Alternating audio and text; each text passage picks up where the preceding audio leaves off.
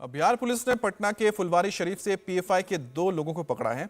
अतहर और जलालुद्दीन नाम के ये 2 आरोपी देश विरोधी गतिविधियों में जुटे थे। इनके पास से एक सीक्रेट डॉक्यूमेंट मिला है जिसका नाम है इंडिया 2047।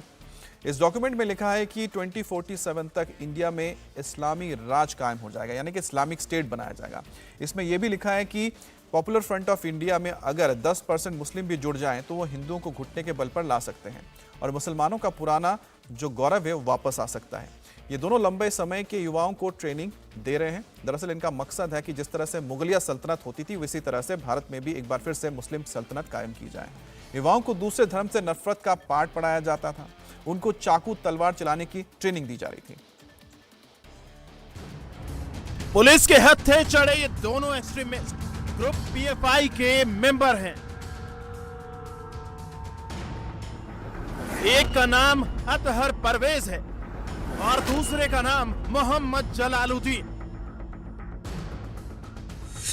अतहर और जलालुद्दीन की यह जोड़ी देश में एक खतरनाक साजिश को अंजाम देने में जुटी थी। इनकी साजिश की खबर जब खुफिया एजेंसी के अफसरों को लगी तो उनके पैरों के तले की जमीन खिसक गई।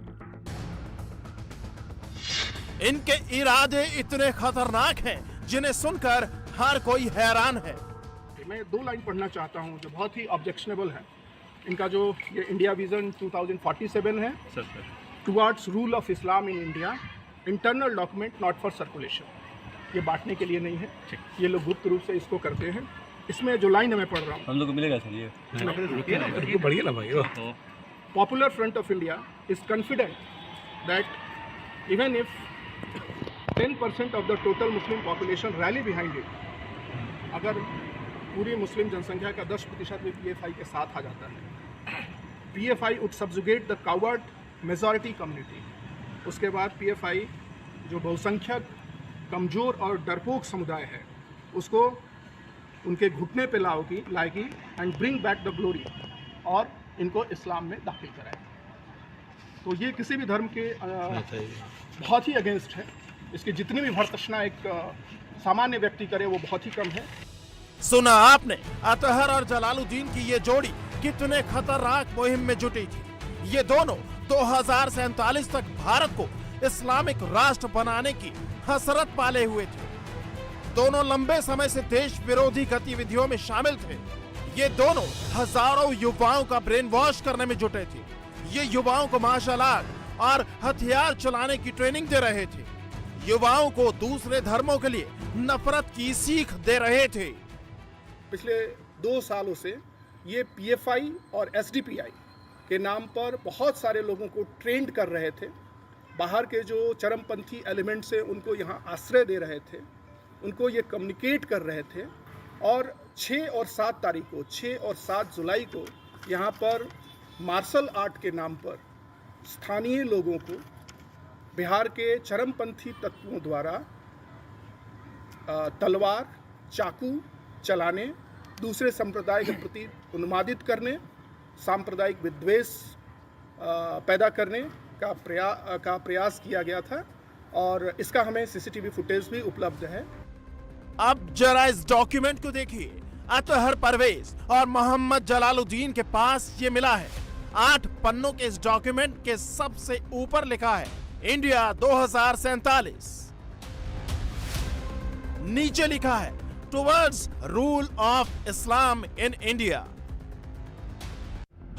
यह दस्तावेज अल्पसंख्यक युवाओं को बरगलाने का हथियार था। इस दस्तावेज में ऐसी भड़काऊ बातें लिखी गई हैं जिन्हें पढ़कर आपका खून खौल उठेगा। इसमें दूसरे धर्मों के प्रति नफरत का भाव रखने की वकालत की गई है ताकि समाज में धार्मिक उन्माद पैदा हो सके और आतंकवादी इसका फायदा उठा लें।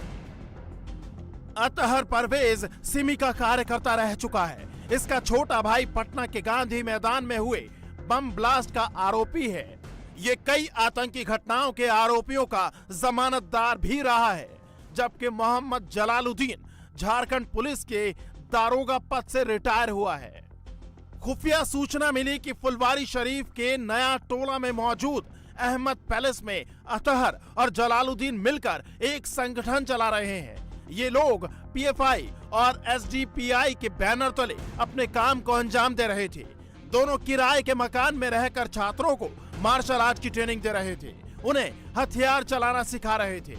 धार्मिक उन्माद फैलाने और आतंकी गतिविधियों को अंजाम देने के लिए छात्रों का ब्रेन वॉश किया जा रहा था।